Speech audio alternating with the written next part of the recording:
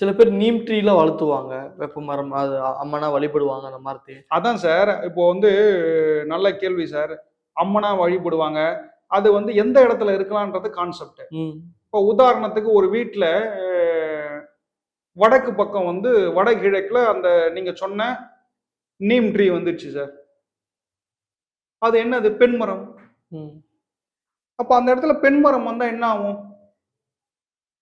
ஆண்கள் டம்மி ஆயிடுவான் சார். பெண்களோட ஆதிக்கம் அதிகமா.